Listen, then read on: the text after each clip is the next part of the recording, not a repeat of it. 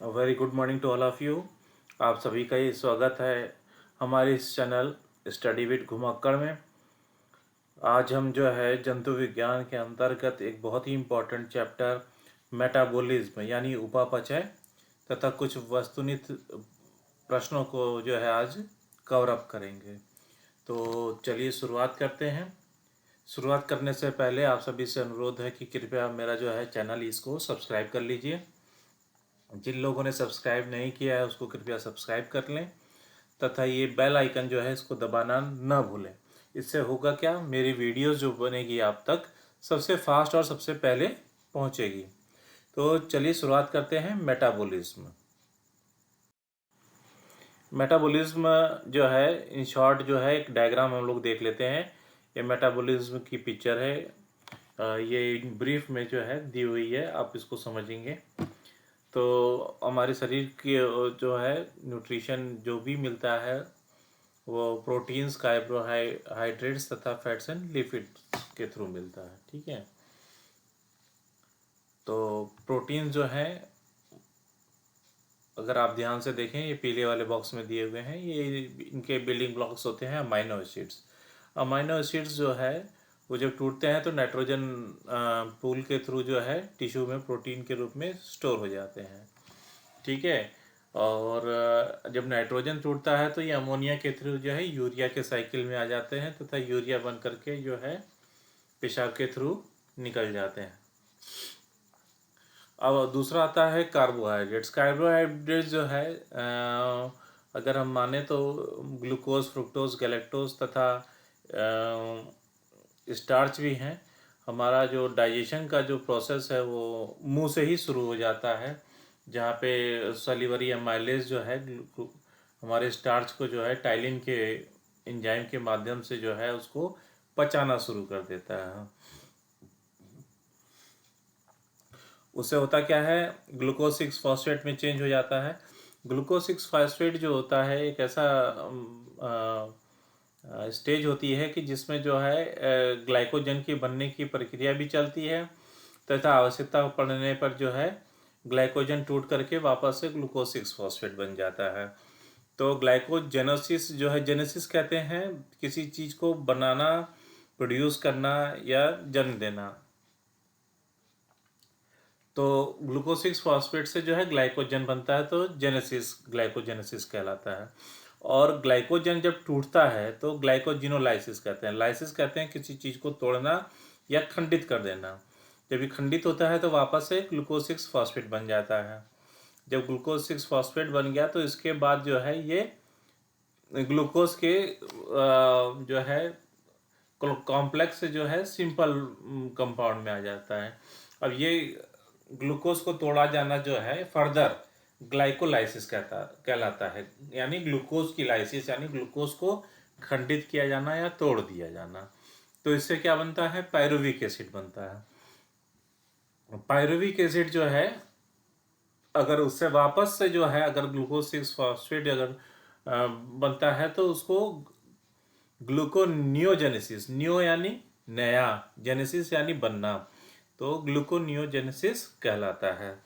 अब pyruvic acid जब टूटता है तो जो है यदि या तो लैक्टिक एसिड बनता है या एसिटाइल कोएंजाइम बनता है। अब ये एसिटाइल कोएंजाइम क्या है कि वो एक ऐसी स्टेज है जहाँ पे सारी चीज़ें आकर के हर स्टेज की मिलती है। कहीं ना कहीं प्रोटीन भी आके मिलता है, कहीं ना कहीं कार्बोहाइड्रेट भी मिलता है, कहीं ना कहीं जो है फैट्स एंड लिपिड्स भी आके मिलते हैं। तो एसिटाइल कोएंजाइम पे बहुत सारे वस्तुनिष्ठ प्रश्न जो है, मल्टीपल चॉइस क्वेश्चन जो है इस पे पूछे जाते हैं। तो ये परीक्षा की दृष्टि से ये चीज़ बहुत इंपॉर्टेंट है, आप लोग याद रखिएगा।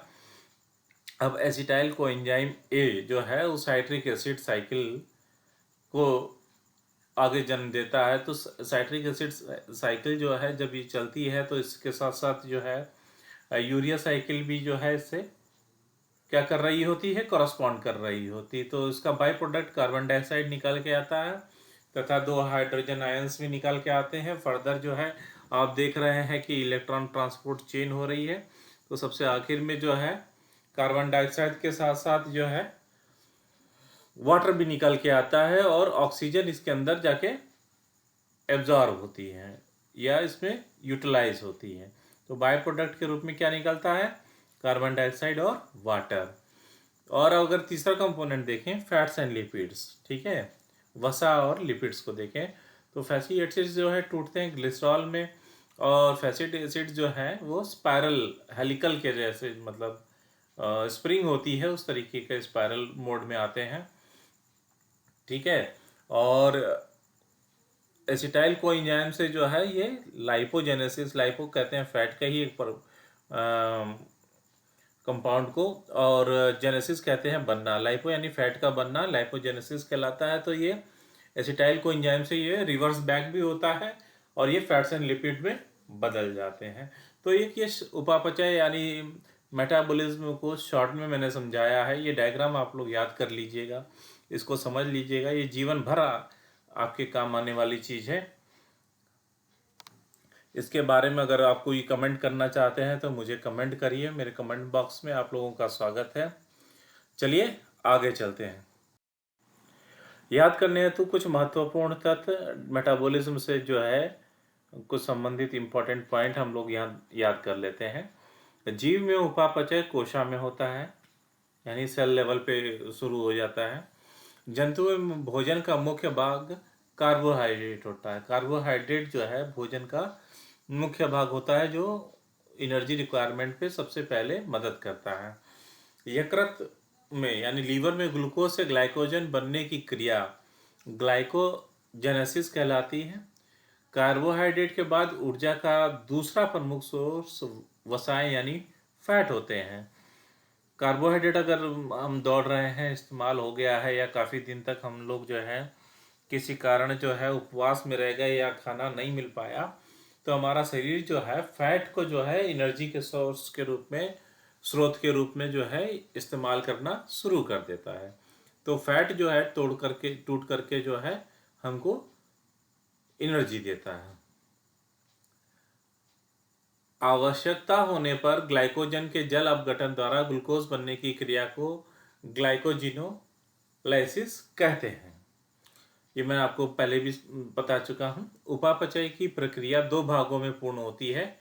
विनाशकारी भाग अपचय कैटाबोलिज्म तथा निर्माणात्मक कंस्ट्रक्टिव भाग उपापचय यानी एनाबोलिज्म कहलाता है। एंजाइम की क्रियाशीलता को प्रभावित करने वाले मुख्य कारकों में तापक्रम, सांद्रता, पीएच वैल्यू तथा क्रियाधार की सांद्रता आदि शामिल हैं। जल के अतिरिक्त शरीर का 75% ठोस भाग प्रोटीन का बना होता है। ग्लूकोज के एक अणु के पूर्ण ऑक्सीकरण द्वारा 38 एटीपी अणुओं का लाभ होता है, लेकिन अभी भी ये रिसर्च चल रही है और इसमें मैं आपको एक लिंक दूंगा अपने डिस्क्रिप्शन में, उस पर जाकर के उसको पढ़िएगा, वो बहुत ज़रूरी चीज़ है। जीव में ऊष्मा ऊर्जा को जो है एटीपी शोषित करके जैव ऊर्जा में बदल देता है, ठीक है। 40 डिग्री सेल पर एंजाइम अत्यधिक सक्रिय होते हैं। अगला है माइटोकॉन्ड्रिया में ऑक्सीकरण के अंतर्गत फास्फोरिलीकरण होता है या फास्फोराइलेशन जो कहते हैं, ये माइटोकॉन्ड्रिया में ड्यूरिंग ऑक्सीडेशन होता है। वसा में हाइड्रोजन अधिक एवं ऑक्सीजन कम होता है, इसलिए वसा कार्बोहाइड्रेट्स और प्रोटीन के मुकाबले 2.5 गुना अधिक ऊर्जा मुक्त करता है। तो फैटी एसिड जो है, ठीक है, वो जो है ज़्यादा एनर्जी देते हैं एज कंपेयर्ड विथ कार्बोहाइड्रेट्स। तो आगे चलते हैं। क्वेश्चन नंबर 1 देखते हैं। वस्तुनिष्ठ प्रश्न मल्टीपल चॉइस क्वेश्चन देखते हैं। क्वेश्चन नंबर 1 है, सभी उपापचयी मेटाबॉलिक क्रियाओं का भेद बिंदु है। मैंने आपको बता चुका हूं। ऑप्शन है हमारे ए साइट्रिक अम्ल या साइट्रिक एसिड, ऑप्शन बी है ऑर्निथिलीन अम्ल ornithine acid, option C lactic acid या option D acetyl coenzyme A. तो आइए देखते हैं इसका सही उत्तर क्या है। सही उत्तर है option D acetyl coenzyme A metabolic क्रियाओं का भेद बिंदु है, जहाँ पे सारी चीज़ें आकर के मिलती हैं। क्वेश्चन नंबर 2 बीएमआर है। बीएमआर क्या है? ऑप्शन है हमारे पास A bone marrow regeneration, option B basal metabolic rate, option C birth mortality rate, और ऑप्शन डी है बायोलॉजिकल मेटाबॉलिक रेट। तो आइए देखें इसका सही उत्तर क्या है। सही उत्तर है हमारा ऑप्शन बी, बीएमआर जो है बेसल मेटाबॉलिक रेट है। चलिए आगे चलते हैं। क्वेश्चन नंबर 3, अपचय यानी मेटाबॉलिज्म के परिणामस्वरूप ऊर्जा किस रूप में तुरंत रखी जाती है। ऑप्शन है हमारे पास ए पायरुविक अम्ल, ऑप्शन बी एटीपी के रूप में, ऑप्शन सी एडीपी के रूप में, या ऑप्शन डी ग्लूकोज के रूप में।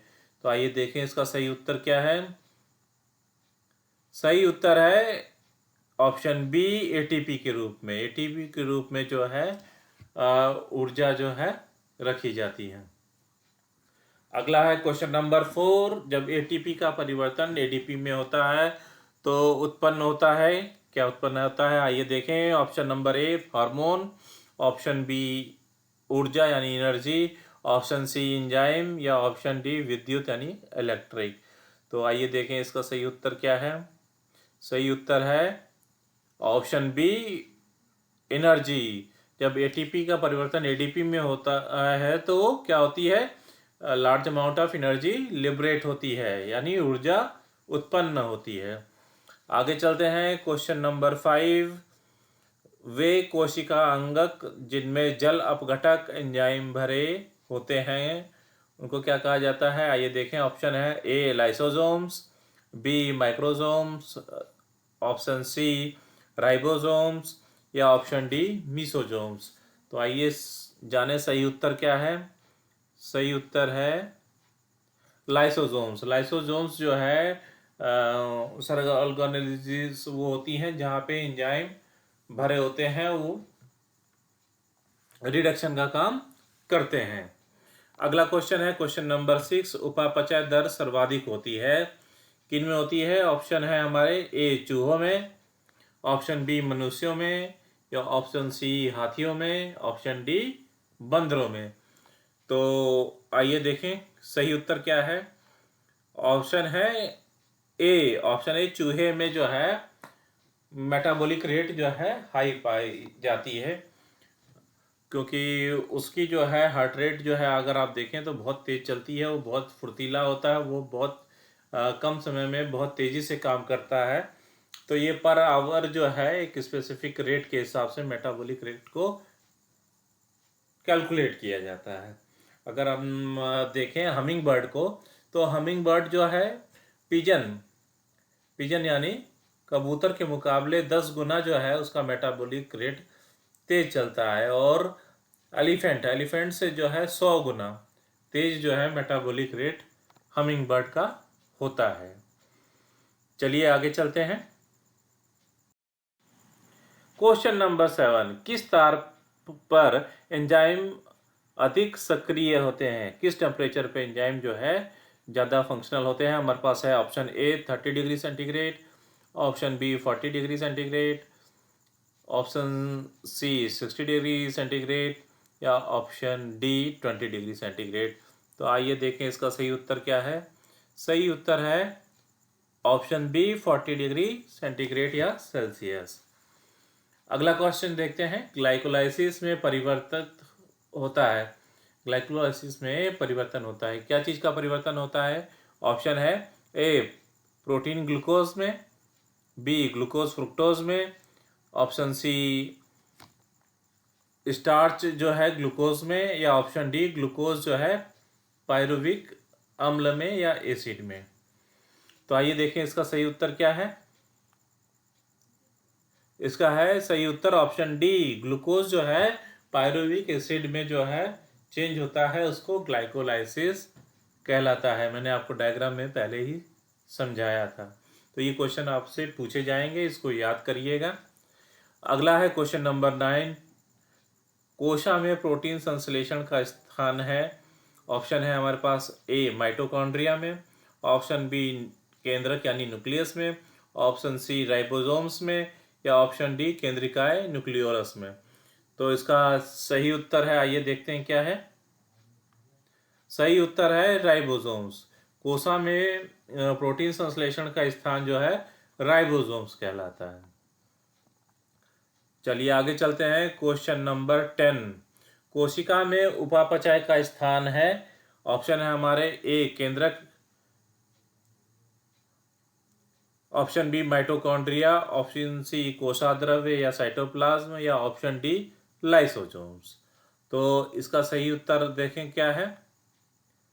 सही उत्तर है साइटोप्लाज्म। साइटोप्लाज्म में जो है क्या होता है कि छोटे छोटे भागों में उसको जो है तोड़ दिया जाता है और मेटाबॉलिज्म की प्रक्रिया जो है उसको कैरी आउट की जाती है।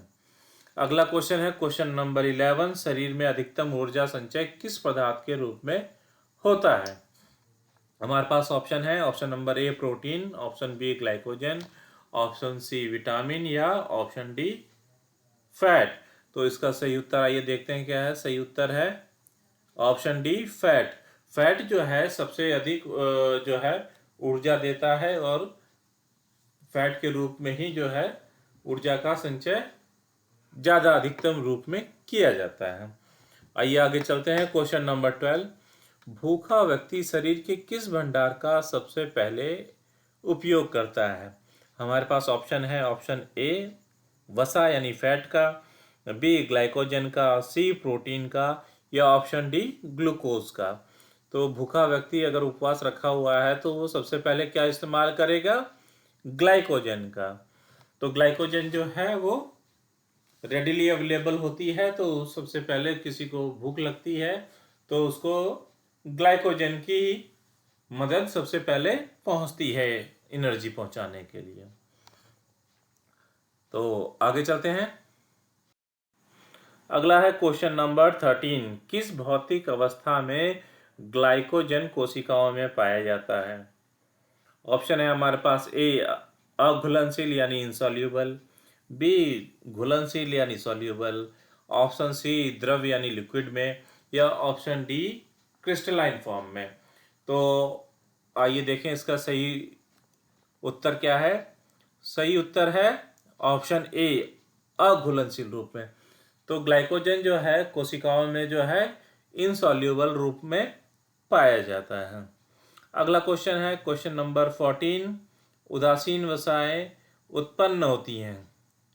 ऑप्शन है हमारे ए ग्लिसरॉल एवं वसीय अम्लों के मिलान द्वारा, ऑप्शन बी 2 कार्बन यौगिकों के परिवर्तन द्वारा, ऑप्शन सी ग्लाइकोजन के बहुलीकरण द्वारा, ऑप्शन डी ग्लूकोज एवं ग्लिसरॉल के बहुलीकरण द्वारा। तो आइए देखें इसका सही उत्तर क्या है। सही उत्तर है ग्लिसरॉल एवं वसीय अम्लों के मिलान द्वारा जो है उदासीन वसाएं उत्पन्न होती हैं।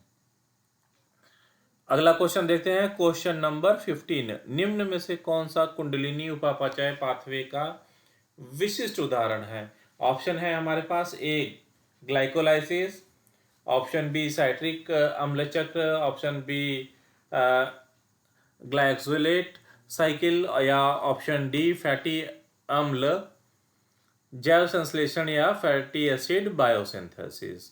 तो आइए इसका जानने की कोशिश करते हैं। सही उत्तर क्या है। सही है फैटी एसिड बायोसिंथेसिस या फैटी अम्ल जैव संश्लेषण। मैंने आपको बताया था कि जो स्पाइरल जो उपापचय यानी मेटाबॉलिज्म का पाथवे है वो फैटी एसिड बायोसिंथेसिस में पाया जाता है।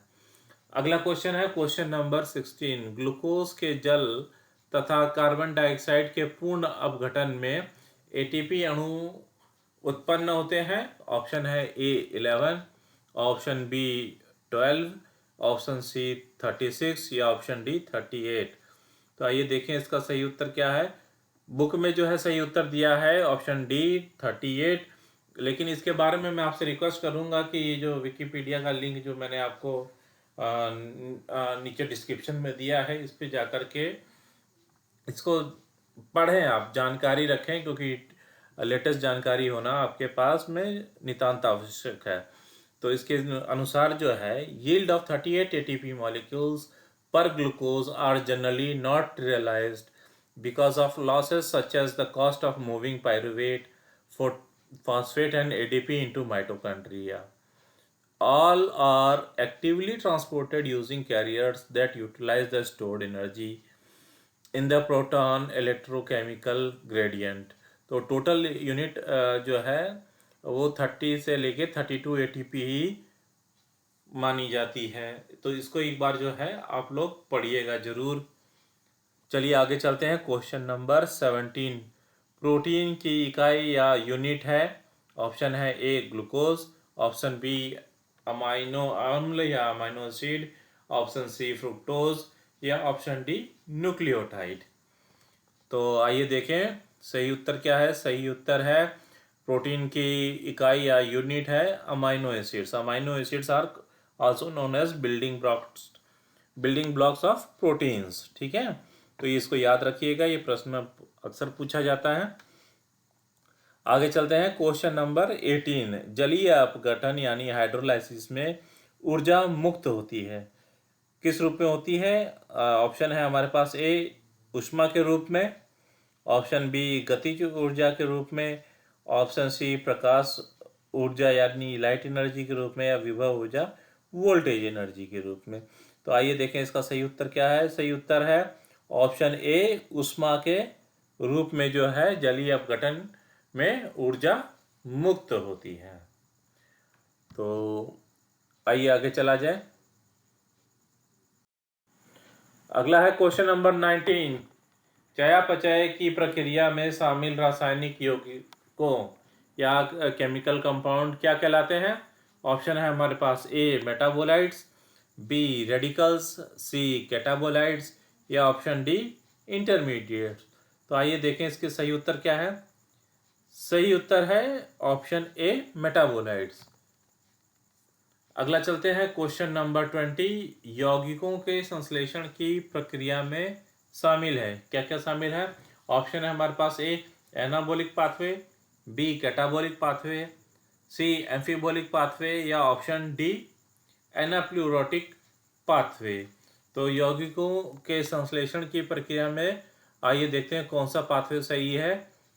यह है एनाबोलिक पाथवे।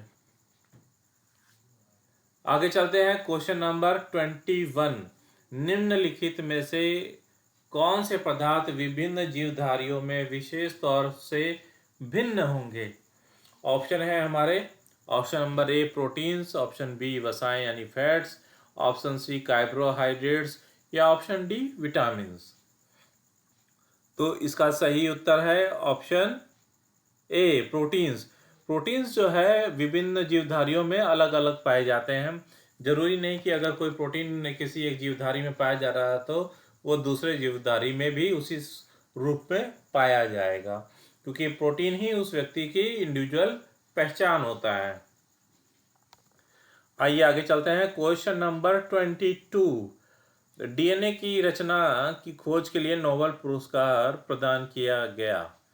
ऑप्शन है ऑप्शन ए पाश्चर को, ऑप्शन बी वास्टन एंड क्रिक को या ऑप्शन सी मूत्र में शर्करा आने लगती है।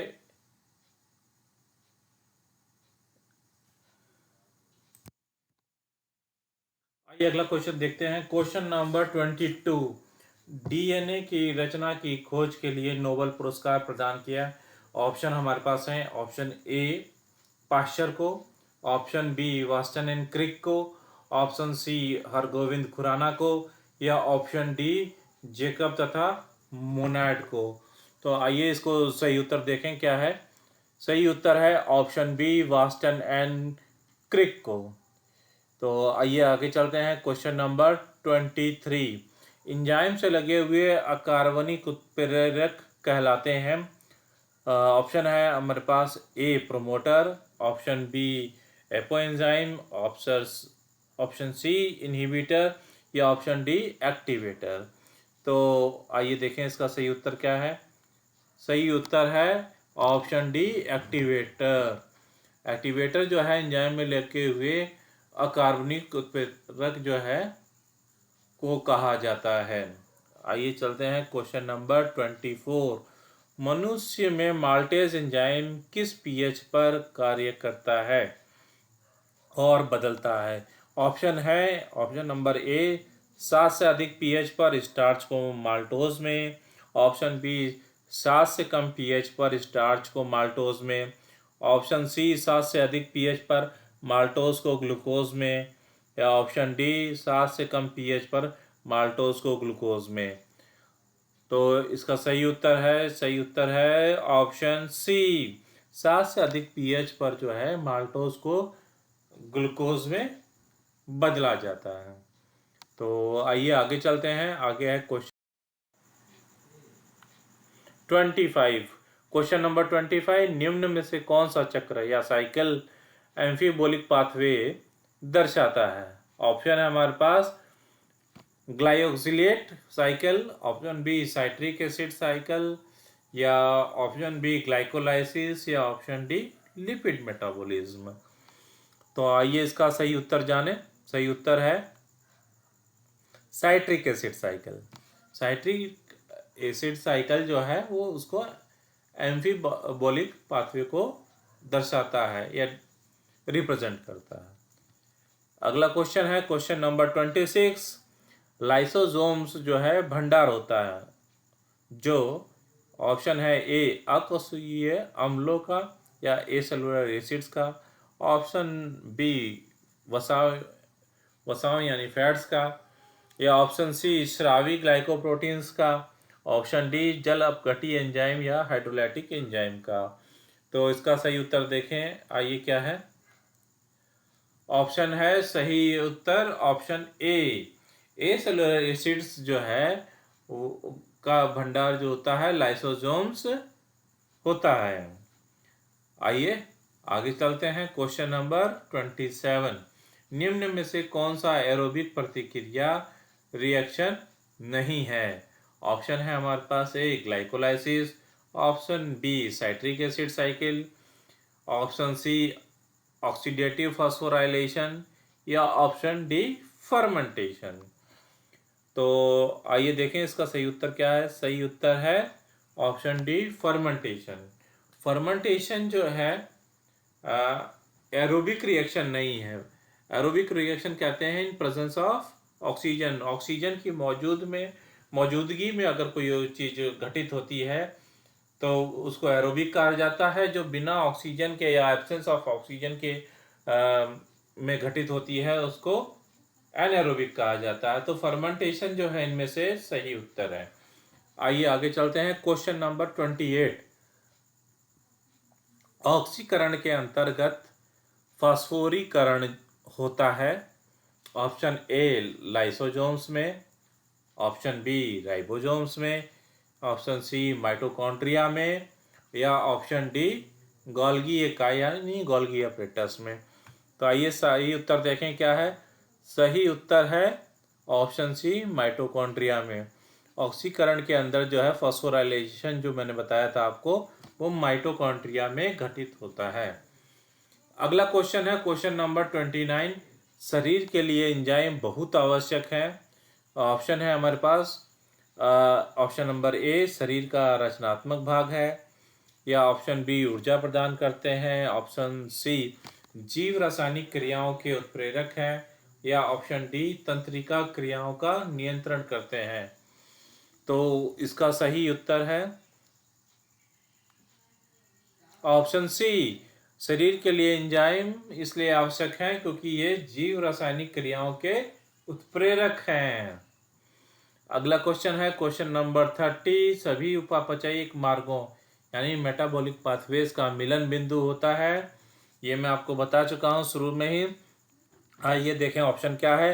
ए लैक्टिक अम्ल या लैक्टिक एसिड, साइट्रिक अम्ल या citric acid, option C ornithine acid, या option D acetyl coenzyme A. तो इसका सही उत्तर है ऑप्शन डी एसिटाइल कोएंजाइम ए।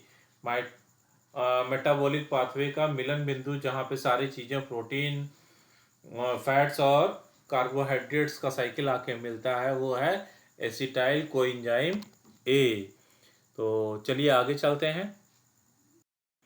अगला क्वेश्चन है क्वेश्चन नंबर 31, शरीर में वसा का निर्माण प्रारंभ होता है जब, ऑप्शन है हमारे ए रुधिर शर्करा का स्तर स्थायी हो जाता है, ऑप्शन बी ग्लूकोज या जो है ग्लाइकोजन में बदल जाता है।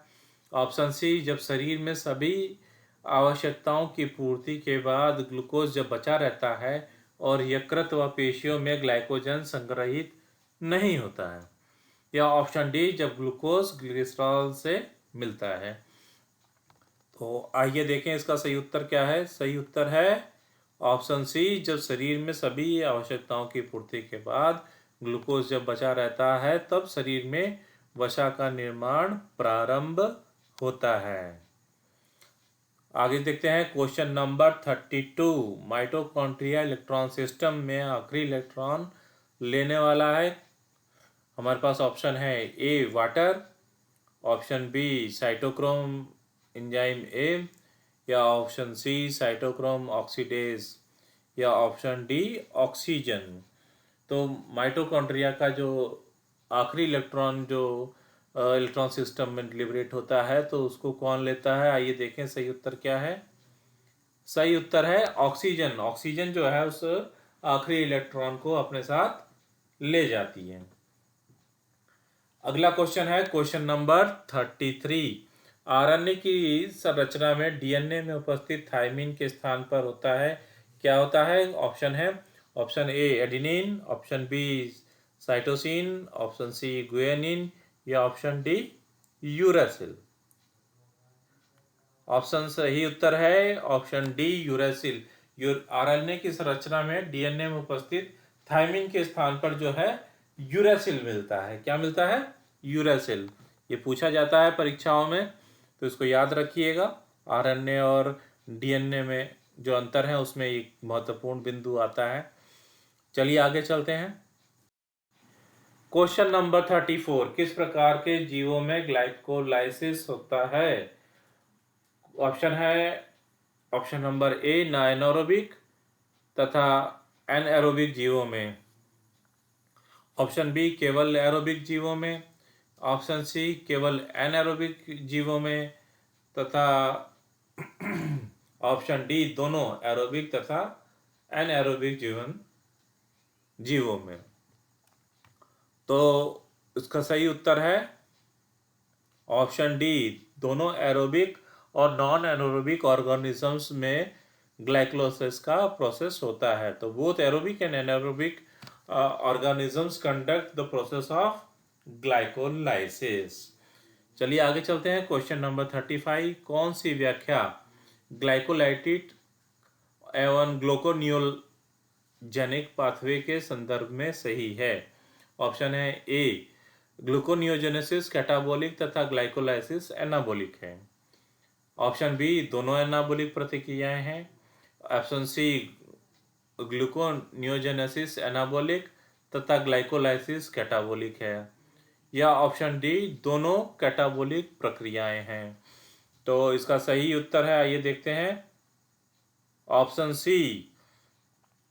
ऑप्शन सी है ग्लूकोनियोजेनेसिस एनाबोलिक है तथा ग्लाइकोलाइसिस जो है कैटाबोलिक है। तो ये याद रखिएगा। और ये अगला सवाल लेते हैं। कौन सी शारीरिक अवस्थाएं ग्लाइकोलाइसिस की अपेक्षा ग्लूकोनियोजेनेसिस का पक्ष लेती हैं। ऑप्शन है हमारे पास ए उक्त रक्त शर्करा या हाई ब्लड प्रेशर शुगर का, या ऑप्शन बी उपवास या स्टारवेशन का, ऑप्शन सी बढ़ा हुआ एएमपी का कोशिकीय स्तर, या ऑप्शन डी घटा हुआ पाइरुवेट का कोशिकीय स्तर। तो इसका सही उत्तर है, आइए देखें। सही उत्तर है ऑप्शन बी उपवास। स्टारवेशन यानी जब कोई व्यक्ति उपवास किया हुआ है या भूखा बहुत समय से है तो ग्लाइकोलाइसिस की अपेक्षा जो है ग्लूकोनियोजेनेसिस का जो है पक्ष शुरू हो जाता है। तो इसका सही उत्तर है ऑप्शन बी उपवास। आगे चलते हैं। Question number 37। कौन सी ग्लाइकोलाइटिक अभिक्रिया ग्लाइकोनियोजेनेसिस में सीधी पलटी नहीं जा सकती है। ऑप्शन है 1,3-बाई-फॉस्फेट ग्लाइसरेट को जो है 3-फॉस्फो ग्लाइसरेट में कन्वर्ट होना। ऑप्शन बी ग्लूकोज 6 फॉस्फेट को फ्रुक्टोज 6 फॉस्फेट में कन्वर्ट होना। ऑप्शन सी ग्लिसरल्डिहाइड 3 फॉस्फेट को 1,3 बायोफॉस्फोग्लिसरेट में जो है कन्वर्ट होना। या ऑप्शन डी ग्लूकोज का जो है ग्लूकोज 6 फॉस्फेट में कन्वर्ट होना।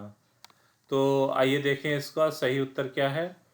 सही उत्तर है ऑप्शन डी। ऑप्शन डी जो है ग्लूकोज का जो है ग्लूकोज 6 फॉस्फेट में जो है सीधे ग्लाइकोजेनेसिस में जो है पलटा नहीं जा सकता है। अगला क्वेश्चन है क्वेश्चन नंबर 38। वह कौन सा एक महत्वपूर्ण अपघटक है जो पेंटोज फास्फेट पाथवे का उत्पाद है।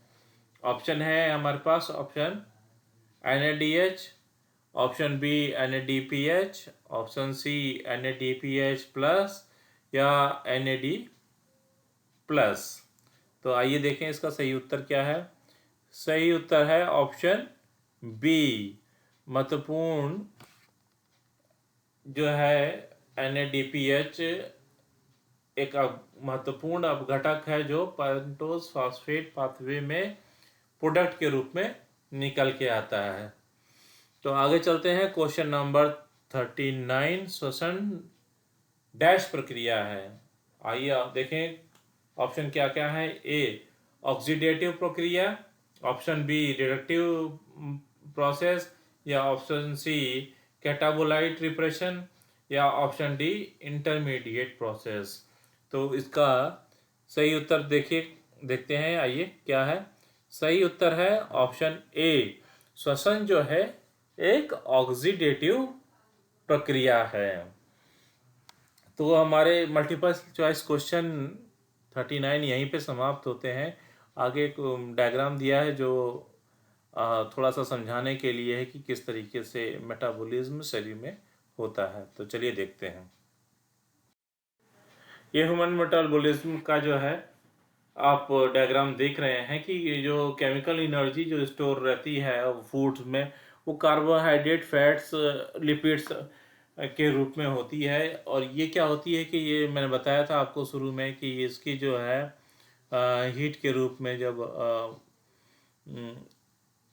एनर्जी लिबरेट होती है, क्योंकि इसके जो केमिकल बॉन्डिंग्स वगैरह होती है उसको छोटे छोटे भागों में तोड़ा जाता है, उसको एनर्जी के रूप में जो है हमारे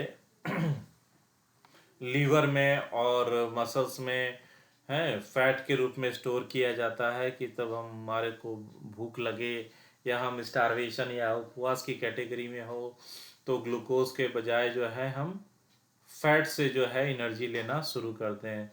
तो इसके बाय प्रोडक्ट के रूप में जो है कार्बन डाइऑक्साइड और वाटर जो है केमिकल वेस्ट के रूप में शरीर से बाहर निकलते हैं और शरीर में से जो है बहुत मात्रा में ऊर्जा यानी हीट का भी लिबरेशन होता है। और जब ये जो उपापचय की प्रक्रिया मेटाबॉलिज्म दौड़ने, भागने, खाने पीने में एनर्जी की रिक्वायरमेंट होती है, उस मेटाबॉलिज्म के दौरान भी बहुत सारी मात्रा में एनर्जी जो है लिबरेट होती है शरीर से। ठीक है, तो मेटाबॉलिज्म के चैप्टर में इतना ही। चलते चलते आप सभी से अनुरोध है कि जिन लोगों ने मेरा चैनल सब्सक्राइब नहीं किया है कृपया सब्सक्राइब कर लें और बेल आइकन दबाना न भूलें। ठीक है, फिर मिलते हैं अगले चैप्टर में किसी अन्य अच्छे विषय के साथ में। तब तक के लिए धन्यवाद।